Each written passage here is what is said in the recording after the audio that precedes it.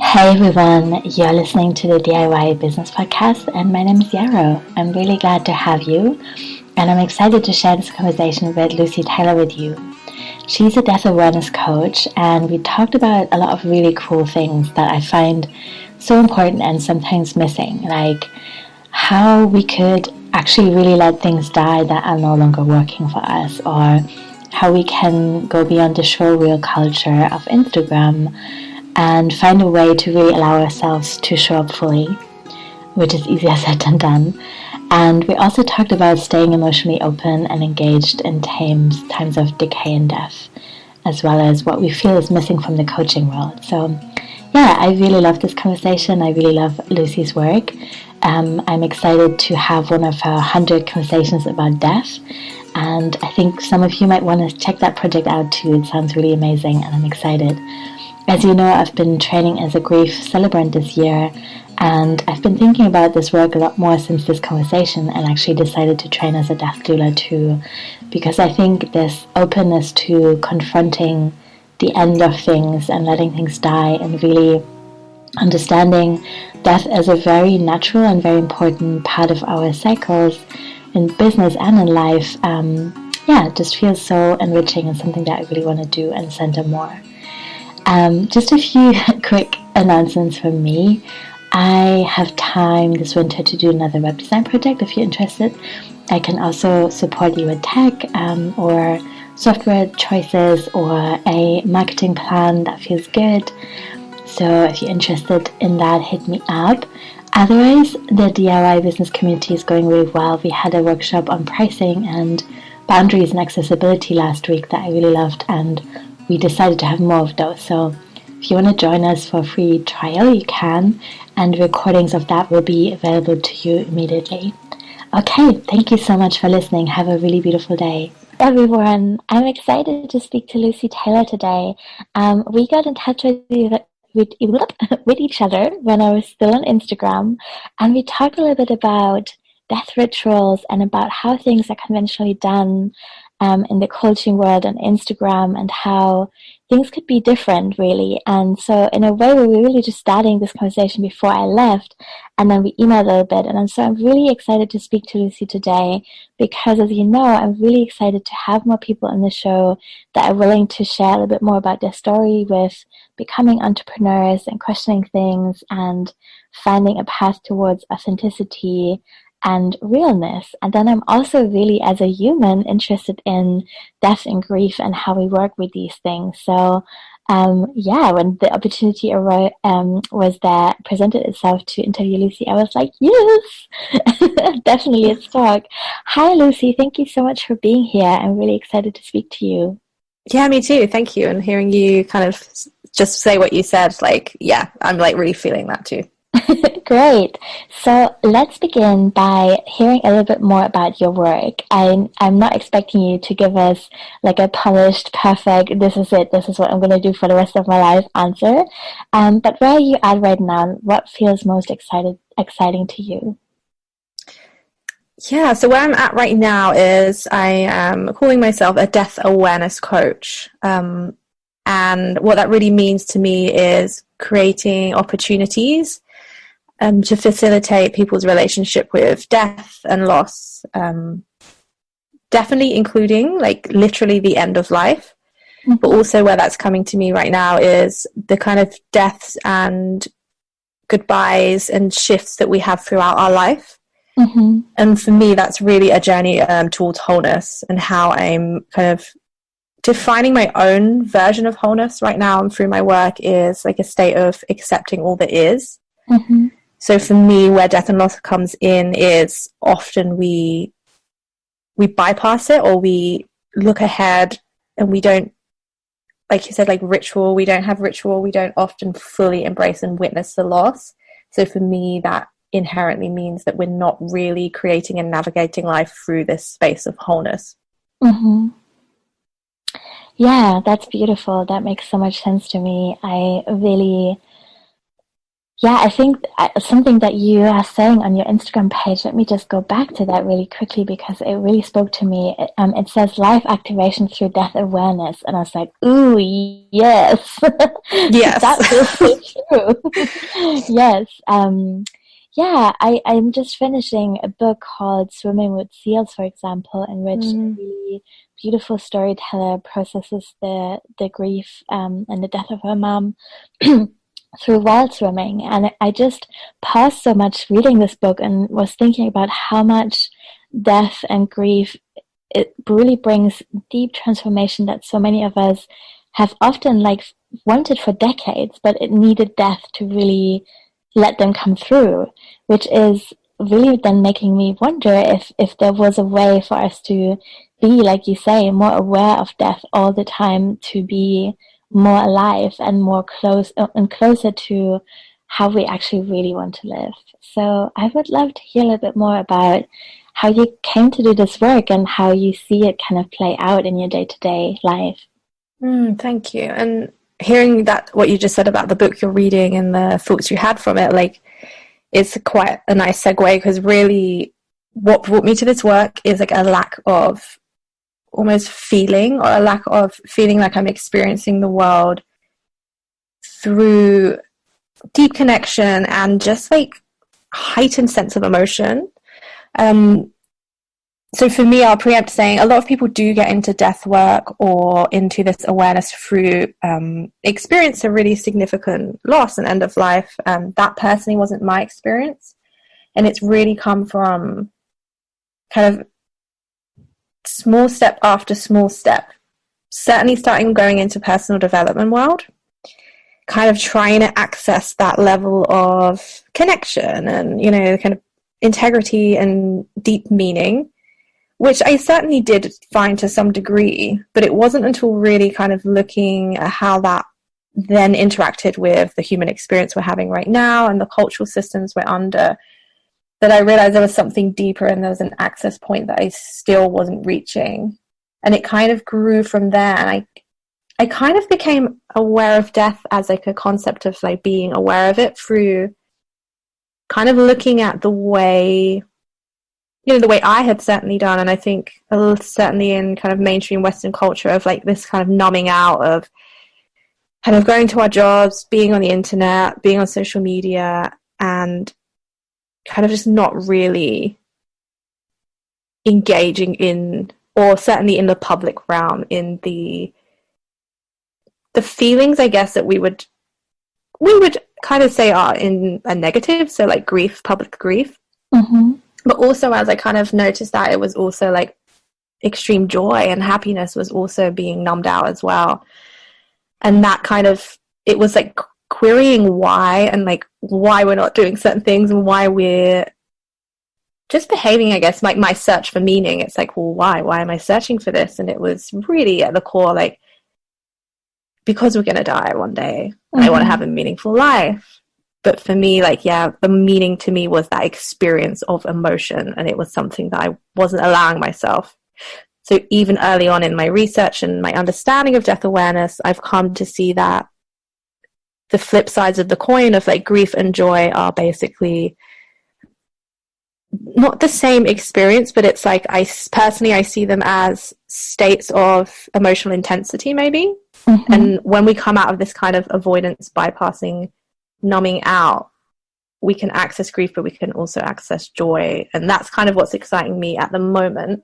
And I hope I answered your question. It's a topic that, like, once you go into it, just unravels in so many directions. So I'm trying to like hold all the pieces at the moment. Yeah, me too. I think all of what you said really makes sense and is super interesting. I'm currently, and this feels so fitting for the time of the year as well, we're recording this in late September. I'm beginning my grief celebrant training next week. Wow. So I've done the live part of it, which is all about celebrating birth and namings and commitment ceremonies. And now the next part is celebrating grief and building ritual around that. And I don't think that I like funeral work is something that I'm not particularly excited about right now. And I totally think it's really, really beautiful. It's just not something that I feel drawn to. But I do really want to explore, like you, death awareness more, and really make space in my life and my communities for grief. For example, for around the species that we're losing every single day, just trying to stay connected to this fact that every single day so many beautiful creatures go extinct, and it's just passing us by at the moment. And I feel sometimes with movements, what's missing for me is this emotional connection and the sense of sustainability through staying emotionally open. But of course, that's also really hard. So I'm definitely not sitting on my high horse trying to be critical on any movement in particular, but it's just this feeling of like, how are we going to sustain really, really engaged resistance and embodied solidarity for the rest of our lives? And I think that's going to take grief work as well, right? Oh, 100%. And for me, like, where like I'm kind of defining what I feel is wholeness right now, and kind of what I said about a state of acceptance for all that is, like certainly the path I see towards that is through grief. And I think that has been the biggest wake up call for myself, to realize, okay, so when we're asking like, oh, how and why are we not holding this emotion or witnessing it or really giving space to it, or even just really sitting with the truth of the dilemmas we're in right now, socially, environmentally. And it was that click of, oh, we have to go through grief, and grief is something that we don't publicly, collectively hold space for at the moment. I would love to hear a little bit more about your story of becoming an entrepreneur and how you maybe first entered the world of self-development and then found your space within that, and then decided, actually, this is something that I want to offer to the world. What was that like? It's funny, it's been a kind of relatively short in terms of the last 3 or 4 years, but it feels like a very long journey. But like my first kind of significant step towards was through just like realizing my own numbness in my own life, and how I'd kind of done the typical thing. You know, I was in a job that I enjoyed, it made sense. I was in a relationship that made sense. I was living in London, and I just wasn't really happy. Or it was more like this, that feeling of knowing that there's a deeper level of feeling and connection, but also being surrounded by, the culture and environment I was in that was kind of pessimistic at its core, I guess, to kind of say, like, make you kind of not really believe that it's possible. So constantly like wanting it, but feeling like naive. So that kind of like little piece of me that was like, no, there's something more to feel here, that kind of led me down personal development for myself, and quite quickly found coaching and as a profession. And I trained to be a life coach. And I had come from a background in online communications. So I was already kind of interested in this realm of discussing ideas and talking and sharing ideas, really. And I think that's what led me to coaching, of this opportunity to really go deep and unpack certain conversations. And while I thought that was going to be like the end of my path, and then I was going to be a life coach, it was really coming face to face with the coaching industry as a whole and the personal development industry as a whole. Once I got out of the kind of initial shininess of it, I quite quickly didn't really see myself in it, and I didn't see the world around me in it. And it felt like this bubble, which I do think predominantly it still is. And it was kind of then going, okay, I can't become a life coach, probably not on that conscious level, but there was this big resistance, and I couldn't really find my place in it. So I ended up merging my kind of life before this with online communications, and worked with other entrepreneurs on their business. So that was it was a passion thing, but it was also, I always knew it was going to be a temporary transitional kind of business. And that happened quite organically. So I was working as a web designer and copywriter, probably not too dissimilar to you, with new coaches, mainly, and the kind of entrepreneurs in that kind of personal transformation. And that is a business that brought me closer to kind of the backside of, you know, what's going on for new coaches when they're creating businesses, and having these conversations around the coaching industry and what I felt was missing from it. And then I found the incredible work of Andrea Renee, who has a coaching as activism program. And I went through that, and that was really that sudden kind of connection between like, oh, okay, so this is what's happening, between the disconnect between kind of social justice and the social systems we're in right now and the coaching industry, and how they come together, or personal development in general, to kind of look at how the collective affects the individual and vice versa. And I think, well, I know that was the kind of final cementing of really stepping into my own values and understanding, which then kind of gave me the permission, I guess, or the validation to say, no, there's something here.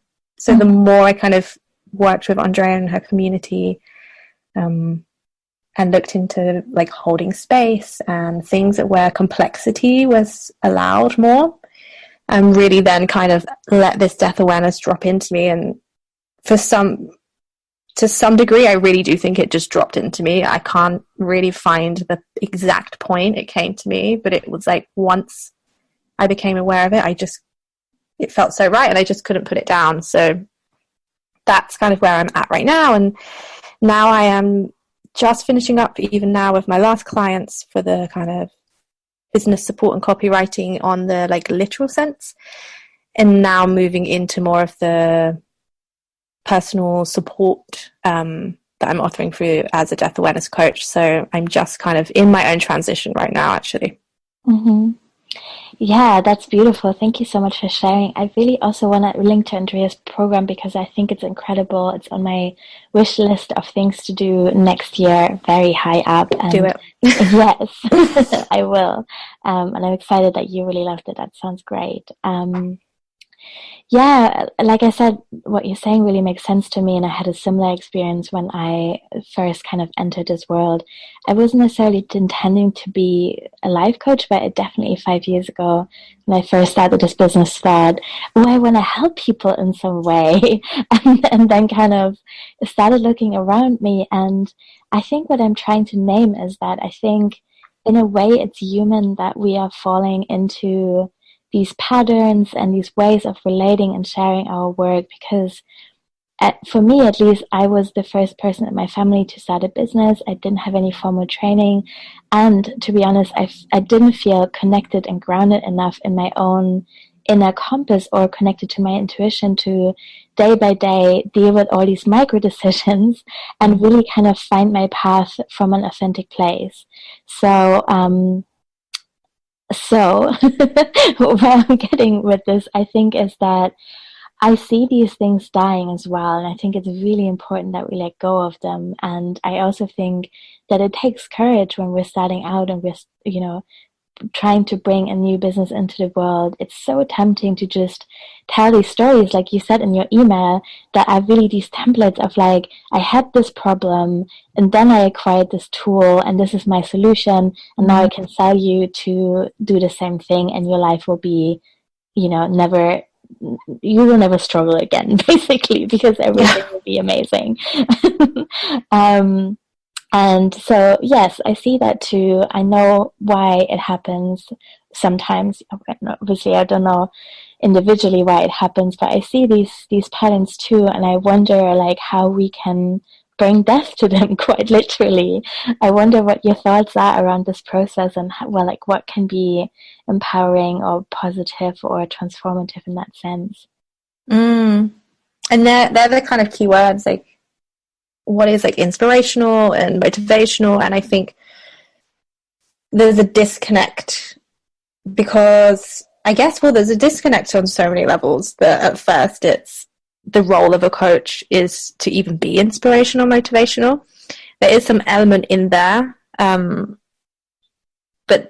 I think there's some feeding in there already, and this idea, that kind of to do that we have to only show the positive things, or show the solutions, and never really be in the processes out loud consistently.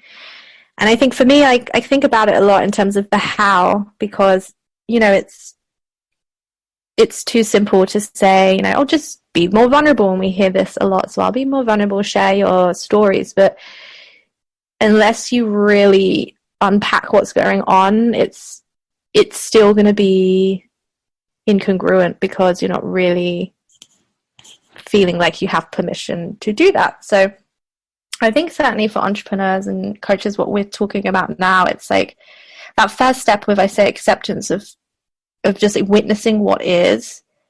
And I think just that practice of really sitting with, okay, what is happening for me right now, before going into how can I sell it, how can I package it. Mm-hmm. Because I think that's, under capitalism as well, it's just that quick rush to just throw ideas out and get them packaged and sold. And whether that be a literal paid service or just like through sharing on Instagram, for example. But I just think that is probably where the dominant area of my work with entrepreneurs will really be. And it's like just simply like witness what is, and then say, okay, how can we communicate what is? And really let go of even the need to package it in an inspirational way, because really the question is, what is inspiration? And you ask one person, the next person, it will be different. And for me, what I find deeply inspiring is people speaking truth, like real truth about what's going on, or for you as well, like coming off Instagram like that, I found inspiring. And it's like dependent on what we're really craving. And I do think, again, not every individual, but collectively, I think right now, probably what we are craving is just humanness to be celebrated and spoken on, because, the synthetic stuff just doesn't really cut it anymore. It cuts it for a while, for certain kinds of people, but it's unsustainable at its core.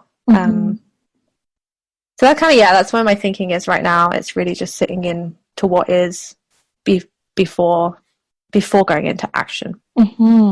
Yes, I kind of want to take a big highlighter marker out and just go over everything that you just said.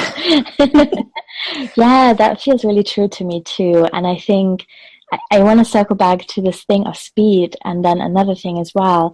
I really feel that the internet has so much radical potential, but social media in particular, I feel like has been speeding up our processes so much, and our understanding of what is good enough and fast enough. And I've noticed this in myself all the time, this being in a situation, seeing something beautiful or something inspiring, and immediately in my head going to what is this going to look like in a square image, and how is the lighting quite right, and what hashtags am I going to use, which is wild to me, and it really took me out of the experience. And I thank you for saying what you said about me leaving social media. It was a really big step to me, and it does feel scary still sometimes. I do worry about being forgotten, and I also want to say that I really would never judge anyone who loves being on Instagram, because I do think it has some really positive sides to it. I don't think that it's a free market tool, because we are creating a ton of free content and pouring so much energy and attention into it, so that thinking of it as free, I think, is really kind of misleading. But I really met some incredible people on there. We connected on there initially, and many of my close friends I've initially met on Instagram, and I feel so much more connected now with a community of entrepreneurs around the world that feels similar to how I feel, and I will always be grateful for that. But there's this speed piece that was really bothering me, and then I think the other thing also of like constantly trying to appease the algorithm, that's really challenging, because what you said about permission really resonates for me. I think in order to be truly sharing what is and what is coming up for us in a imperfect way that people hopefully may or may not be able to relate to, but that's really kind of like thinking out loud, we have to, not just from ourselves but also from the platform, have permission to do so. And I just noticed over the years so often that when I was sharing something that was kind of a bummer, that wasn't really looking very good, or it was an image that had more darkness than light on it, quite literally, and we can talk about the racism in that as well. But I would always be punished, and I had 6,500 followers, but just such a tiny, tiny fraction of these people would see posts, especially if they were not shiny, very light, super lit images in which I was sharing a bite-sized piece of inspiration. And so, yeah, that's death to that, I would say. Oh, absolutely. And that's like, you really give me a lot to think about in terms of the kind of algorithm and the permit, like what you said about the permission from the platform is something I haven't really fully delved into myself, to understand what's actually happening. But I do so much of what you said, I was just, yeah. But just to, like underline as well that like the social media isn't bad, and for me, what I'm really talking about is like responsibility, for coaches and for people who are using it as a business tool. I mean, anyone, I would say. For me personally, I'm kind of interested in people using it within the personal development sector, but it's kind of like I notice this thing sometimes, and we say, like, oh, we all know social media is like the highlight reel. It's like the common phrase we hear. And it's like, I was at a kind of networking event with people I'd never met before. They were in the coaching world, and I kind of said, oh, they're like, oh, I always remind my clients that it's just a highlight reel. And then I kind of was like, oh, but we're creating it, right? Like we're all creating that. So what if we just didn't make it a highlight reel? And not to like throw blame on anyone, I have gone through this myself, like, but it was like this kind of clear, like, what do you mean? Like, we can't, like, that's not even possible kind of thing. And I just think, with the people using it as business, like it just, and I guess this underpins actually everything I had. My first issues with mainstream coaching was the idea of kind of like participating in it. So I'm going to just take this example, I'm going to create the highlight reel through my business and then coach people on how to not be affected by that. And it's like, why don't we just not do that? Why don't we just not do step one? And then, so it's kind of, it really is just about responsibility. And and I do definitely think the way people interact with businesses or the way businesses show up is very different to how I would go on a personal account and like my friends' pictures, like it's different. And I think there's way more buy-in and I'm not going to say impact, just like, I guess seeding of ideas because you're there to teach, right? And like, I think that, that's where I get really uncomfortable. Yeah, that makes sense. And I'm still looking at your Instagram profile, by the way, because I just find it helpful at the beginning of an interview. And something I want to name as another practical example is that I've been finding it incredibly hard to take and share a picture of myself not smiling. And I think this was like this one of the, honestly, and it sounds so silly, like what is wrong with me that I can't allow myself to not smile in a picture and then share that. I have a friend who's like on principle never smiling on the internet. I feel so inspired by her, and she's just talking about it a bit sometimes as a form of resistance, and it's really interesting. And I saw that you also shared 2 pictures of yourself not smiling, and I think it's just such an example. Isn't that incredibly hard? And it's also something that's like an air quote punished by Instagram. And I think you're also totally right about this responsibility piece. And I think that is, if we are saying now this is a tool and we're trying to use it in the most intentional way that we can, then a really positive thing to do is, to share pictures of yourself, for example, not smiling, but also for people to respond and kind of shape the way that their feed responds to their intentions and beliefs. So, commenting on something, for example, that isn't just a shiny piece of shit, basically, and saying, thank you so much, like that feels true to me, means that more people will see it and you will also get to see more of those kinds of things. And a part of me is like, do I really want to spend so much time on kind of developing strategies around this, or like, finding these workaround solutions? But it is also the reality of what it is to be on Instagram right now. So I think it's important to name that. Yeah, for sure. And that's the integral bit, isn't it? Where it's like noticing things and then like bringing the systems in, and then it can like spiral us back into like the kind of really capitalist way of like relating. But what kind of came up to me when you're speaking as well is just like about the pictures of not smiling, and me just to take a picture of myself was like a real big deal anyway. So I was like, I'm going to come in and start my new Instagram for this work, and I'm really going to have to practice what I'm going to preach, right? So, and what really shifted, and I think is something that isn't quite clicking in for a lot of people, like that I've worked with and like entrepreneurs, is that, Instagram, maybe I might be wrong, but I believe it probably started, or the way we perceived Instagram was like documenting our day and documenting our life, which is where I think feeds into this inspirational thing of like, oh, but I have to take pictures of, my life. Like Instagram has to show my day, like what I'm physically doing throughout my day, what I'm physically doing when I go on holiday, X, Y, Z. And what really helped me to just think out of that, to be like, Instagram is literally just a platform in which I share my message.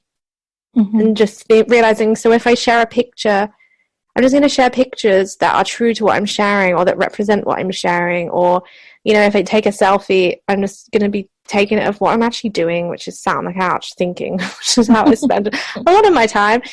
And really kind of getting out this idea that to have an authentic Instagram account, you have to be sharing like what you're doing. And then there's like, in the sense of like, it has to be real time, literal, a picture.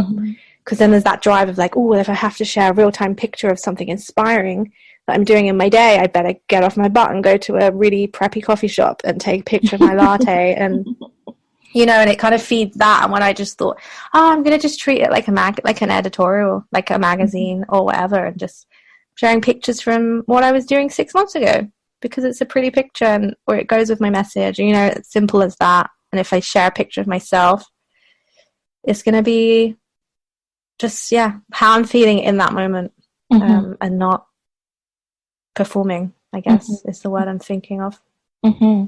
Yeah, that's true. I am also just so blown away by how quickly new cultures form and suddenly feel so true that it's really hard to question them. So I'm thinking along the lines of like, therapists, for example. And so before I say anything more, I really want to say that I think coaches and therapists and anyone in between and around those are all such beautiful, valid professions. And I think, sometimes regulations are cool and sometimes they're complicated gatekeeping structures. So I don't think that actually I am educated enough in that field to really make a judgment here on that. But I'm just trying to say, I sometimes wonder how we accept that we want to know so much private, intimate, personal information from a coach when that's stuff that we would never expect from a therapist. Like, who wants to know what kind of coffee their therapist had for breakfast? That's a professional boundary. And I'm just kind of asking this question. I really don't have an answer. And I actually think, in a way, it's really beautiful that we rehumanize our relationships within businesses and within any kind of profession. So I think actually this like being able to show that we are human too, that has coffee in the morning, is really cool. But then there's also this like flip side to that, that we're now so used to consuming all this kind of private information from people, thinking that this is what we need in order to make a decision about whether we want to work with that person or not. And I just see that this culture around coaching has established itself so quickly that now people often come to me really thinking that this is the universal truth, like this is just what you have to do to make it as a coach. And I'm like, no way, this has really just been the blink of an eye that we've done it this way. And like related professions have never done it that way, and they still kind of thrive. Like, isn't that interesting?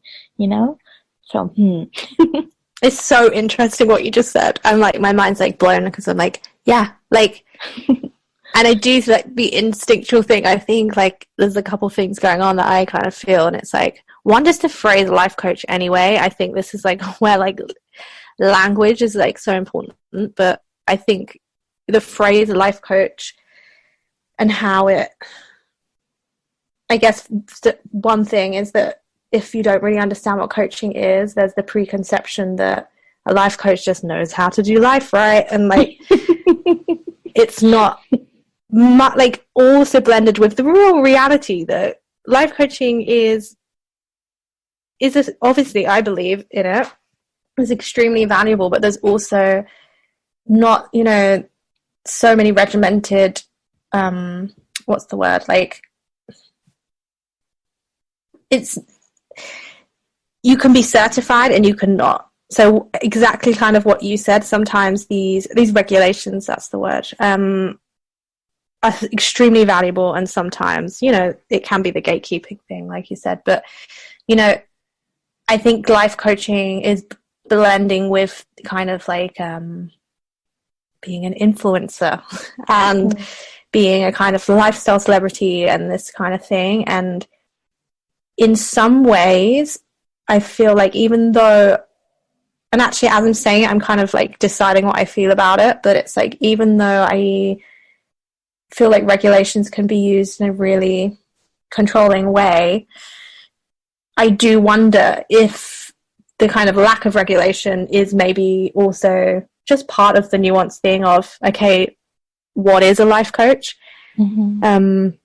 I don't have the answer to that at all. And I think like any profession, you're going to have people that you feel sit with your integrity and people that don't. And I think this is the complexity and the nuance and the challenges, I think, of life coaching as it stands right now, because there's so many incredible coaches who are talking on all these things and more, and where social justice is coming in. I find that so exciting and incredible.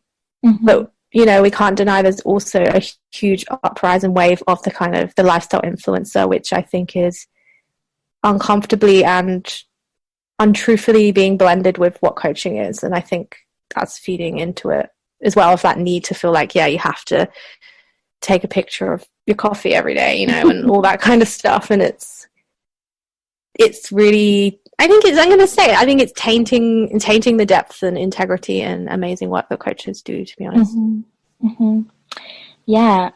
Yeah, that makes sense. I'm thinking about writing a zine about radical simplicity at the moment, because I got a little bit interesting, or like I fell down a minimalism hole this summer, and I feel some parts of minimalism I really resonate with, and others I just find incredibly ignorant to the bigger picture of our consumption and how that's related to white supremacy and colonialism and capitalism, all these different things. And I also feel like it's the same dynamic. Sometimes there's just these like shares about, I just decluttered my whole house and threw everything out, and now I'm a better person. And it just is so much more complex than that. But that is also, those kind of very simplified before and after stories are what really fly on Instagram.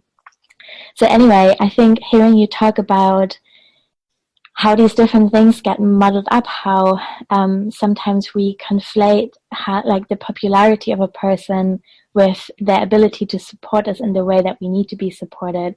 That's like an aspect, I think, of of this work where, to me, radical simplicity feels really helpful, because at the end of the day, when you're hiring a coach, what you're really looking for is someone who can mirror your experience and really hold space for you and offer gentle accountability and inspiration, like real inspiration, like real things that you will take into your heart and your life and act on, that will make a difference to you. And that's about kindness and the ability to deeply listen and maybe having some tools in place. It's not about how many followers you have.